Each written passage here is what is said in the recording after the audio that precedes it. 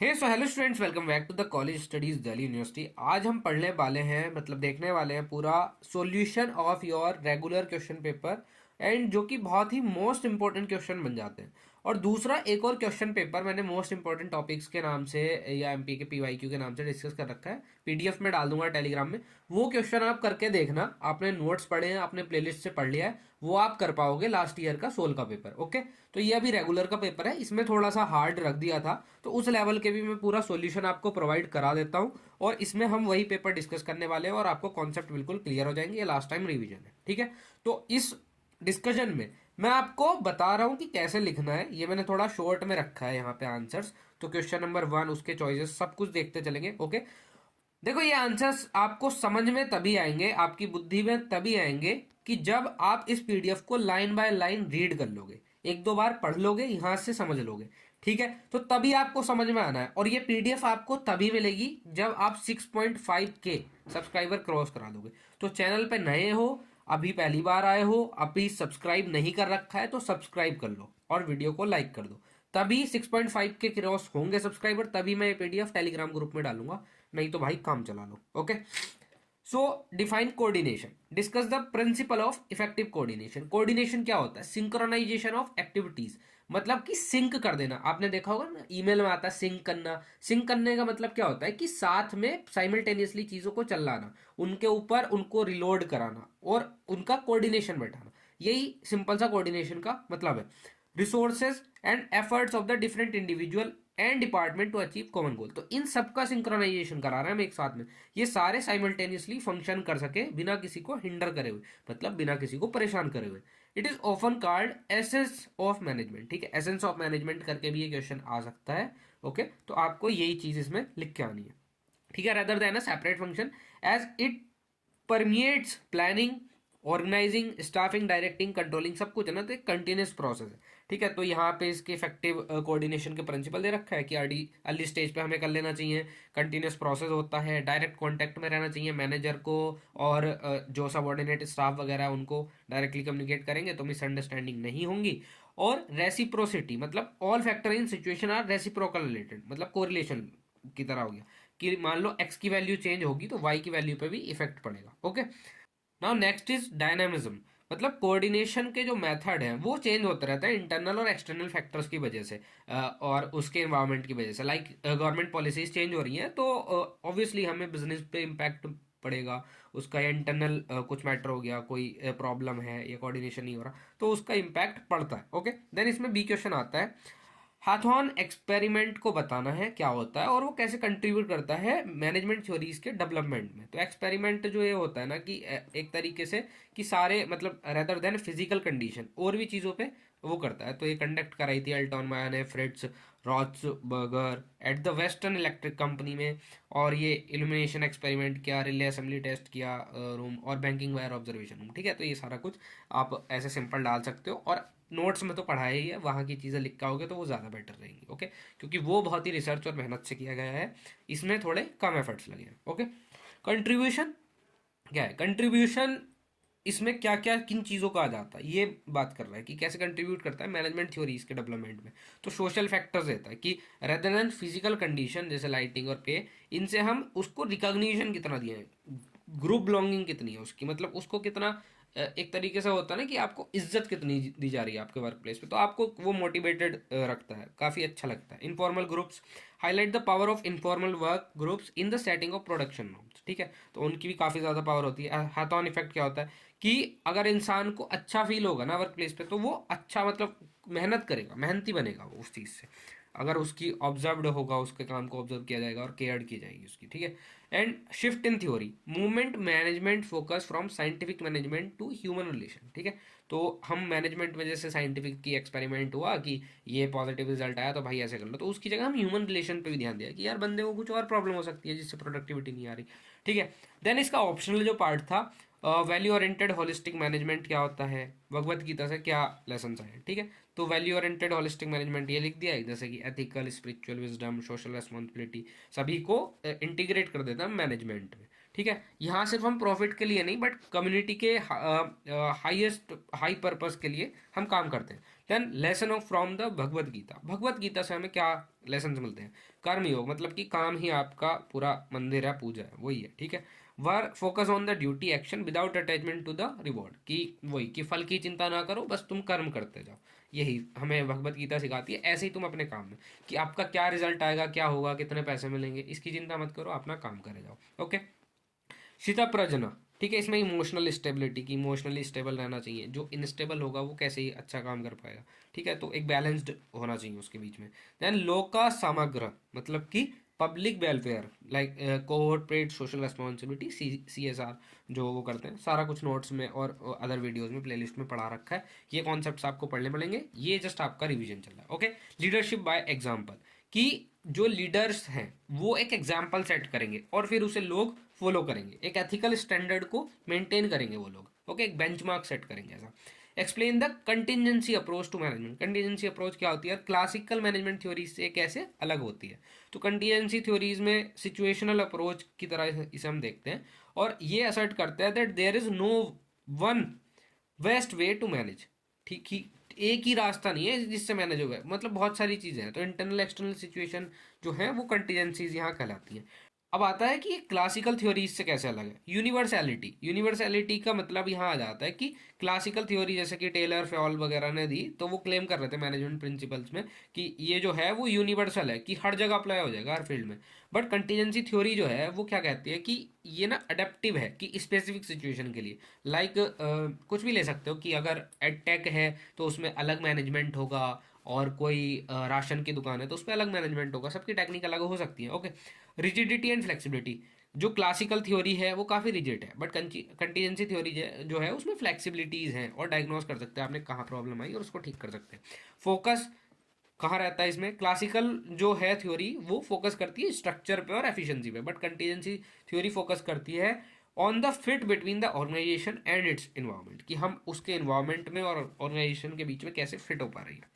ठीक है, then question number 2, what do you understand by objectives, objectives क्या है और नेचर ऑफ ऑब्जेक्टिव क्या है। Hierarchy, multiplicity, time bound, objective में एक हायरार्की होगी कि मिशन क्या है, स्ट्रेटेजिक गोल क्या है, डिपार्टमेंटल गोल क्या है, फिर इंडिविजुअल के गोल्स क्या है। मल्टीप्लिसिटी मतलब कि मल्टीपल ऑब्जेक्टिव हो सकते हैं, profit, growth, market share, social service. Okay, time bound की एक पर्टिकुलर टाइम में होना चाहिए, शॉर्ट टर्म है, लॉन्ग टर्म है। Then measurable, effective objectives are often quantitative और वेरीफाइबल, मतलब हम उसको मेजर कर सकें, ऐसे कुछ वेग चीज़ ना हो कि आलतू फालतू कुछ भी बोल दिया भाई जिसको हम नाप ही नहीं सकते। कि मेरे को इतना दर्द हो रहा है, कितना दर्द हो रहा है नाप सकते हो आप? नहीं ना, फीलिंग्स है वो। तो वैसा कुछ नहीं लेना, मतलब क्वांटिटी हो उसकी, या हम उसको वेरीफाई कर सकें किसी तरीके से। ओके, ऐसा होना चाहिए। देन फिफ्थ आता है चैलेंजिंग बट अचीवेबल, कि चैलेंजिंग तो है बट ऐसा ना हो कि इम्पॉसिबल है, हो सके मुश्किल है बट इम्पॉसिबल ना हो।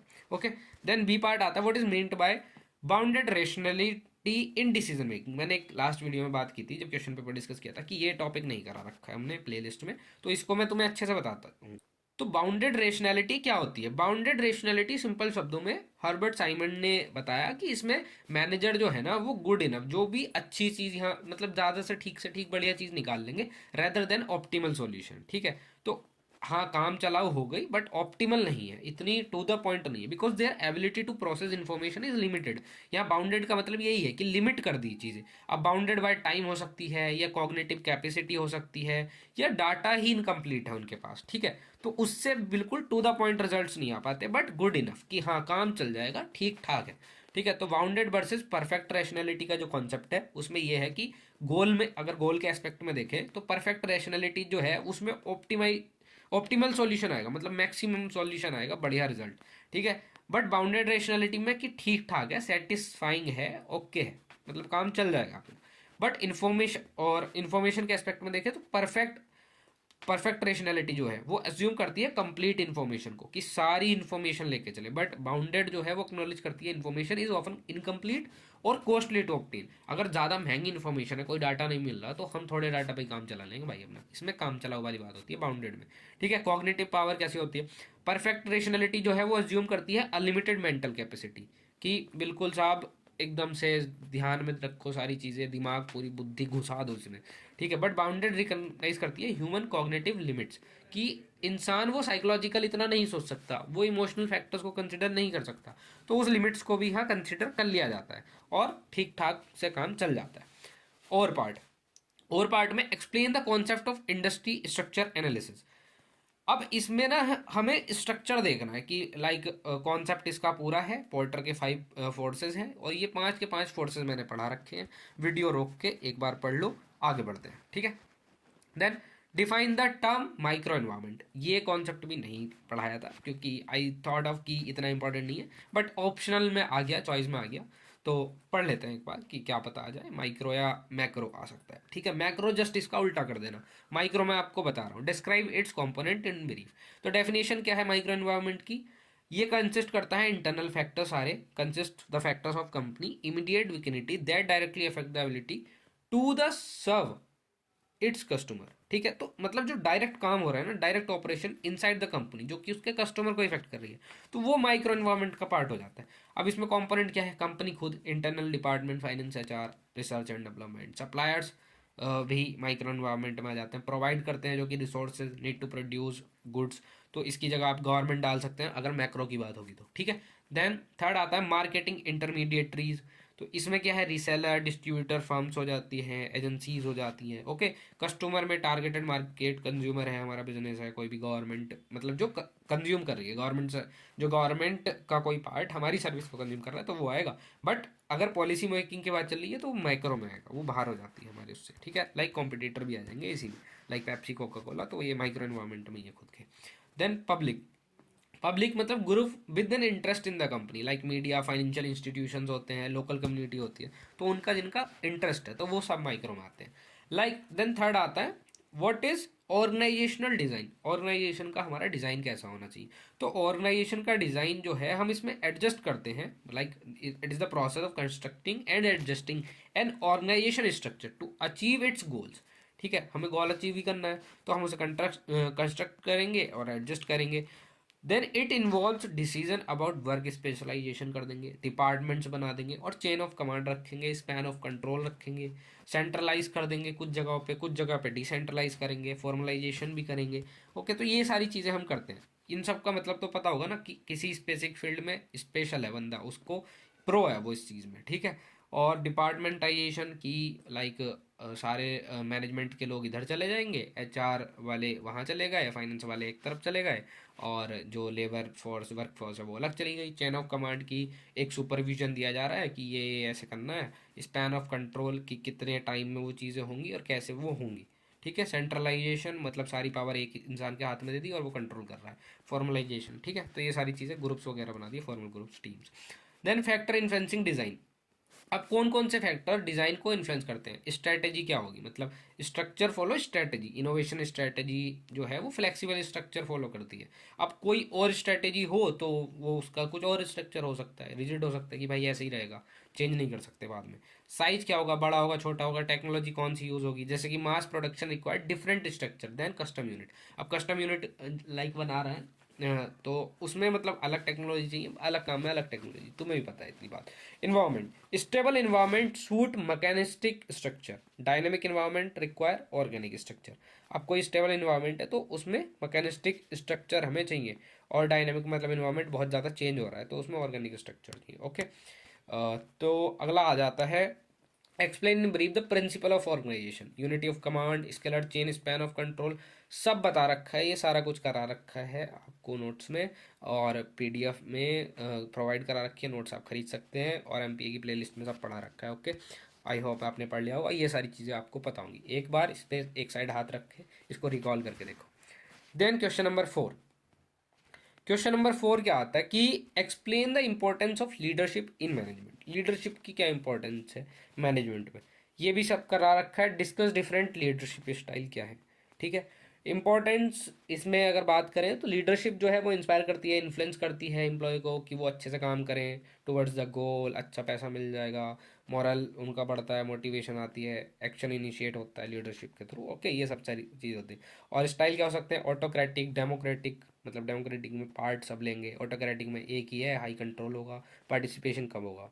लेजेस फेयर है, फ्री रेन बोल देते हैं इसको, ठीक है। तो leadership give full freedom to subordinate, की भाई खुल के जी ले, मौज ले तू, वैसा कुछ हो जाता है। ये सब कुछ पढ़ा रखा है, ओके, आपको आता होगा। मैं ये मान के चल रहा हूँ, नहीं आता तो प्लेलिस्ट भाई कंप्लीट करो, जल्दी करो, ठीक है। 4-5 घंटे में हो जाएगी, 4 घंटे में सब हो जाएगा वो कवर।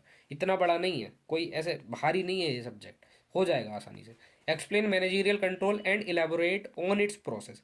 मैनेजरियल कंट्रोल क्या है और उसके प्रोसेस क्या है, तो the process of monitoring performance, क्या परफॉर्मेंस आ रही है उसे मॉनिटर करेंगे, गोल्स के साथ कंपेयर करेंगे जो एक्चुअल परफॉर्मेंस आई, और करेक्ट करेंगे सिग्निफिकेंट डेविएशन। डेविएशन मतलब कि हमें जाना ऐसे था ग्राफ में, बट ये ऐसे चला गया, तो ये दिक्कत कैसे आई, तो इसको पहचानेंगे और इसको ठीक करके हाँ ये कुछ तो सुधार करेंगे ना इसमें।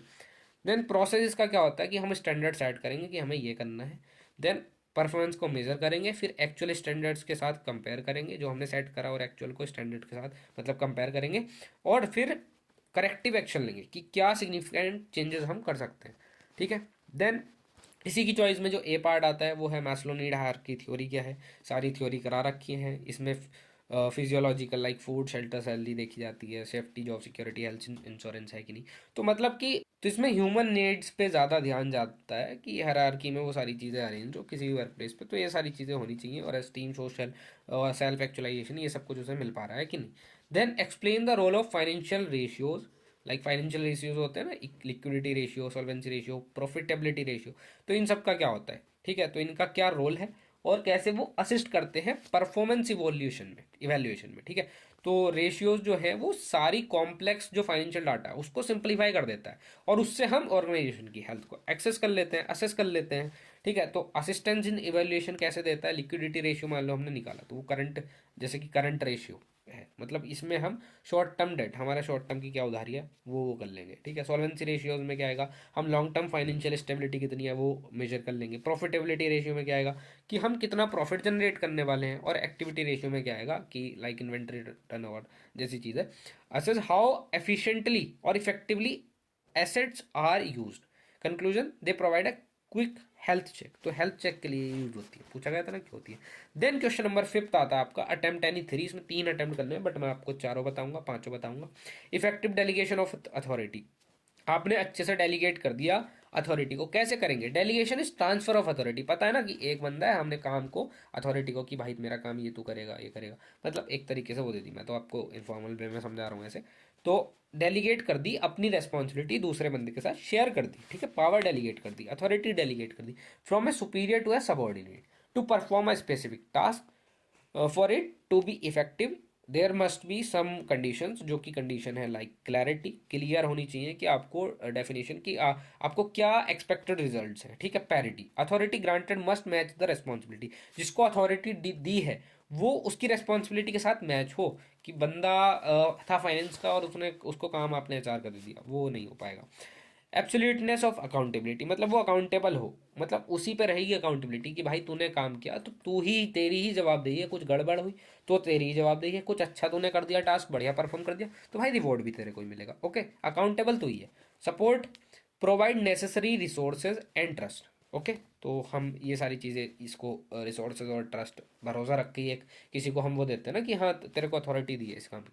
Then role of digitalisation in contemporary management, digitalisation का क्या रोल है, तो रोल है तो इसमें decision making, data analytical tools और एआई ने आज के टाइम में रियल टाइम इंसाइट हम ले सकते हैं, लाइक गूगल ट्रेंड्स वगैरह चीज़ें हैं, और ट्रेंडिंग चीज़ें देख सकते हैं उस पर हम, और भी डैशबोर्ड्स होते हैं एक्सेल्स में बना लेते हैं, डाटा एनालाइज कर लेते हैं, तो ये सारी चीज़ें आती हैं। Communication tools like slack, zoom, cloud computing, ठीक है, रिमोट वर्क की, work from home, global collaborations, ये सारी चीज़ें बहुत ही हेल्प है डिजिटलाइजेशन से, ठीक है। देन एफिशिएंसी क्या है, ऑटोमेशन, लाइक ऑटोमेशन बहुत सारी चीज़ों में चलती है कि ऑटोमेटिकली वो काम होता रहता है, ठीक है। आजकल एआई के टाइम में आप समझ सकते हैं बहुत आसानी से कि आपने चीज़ों को ऑटोमेट करा दिया, लाइक आपका N8 मॉडल है उसमें आप चीज़ों को ऐसे ऑटोमेट करा सकते हैं, कुछ भी टास्क अपना उसको कस्टमाइज करके, कि आपको मीटिंग शेड्यूल्स करनी है, कुछ और शेड्यूल करना है, कुछ इंस्टाग्राम राइटिंग्स लिखनी है, ब्लॉग्स लिखने हैं, कुछ भी सारा काम हो जाता है।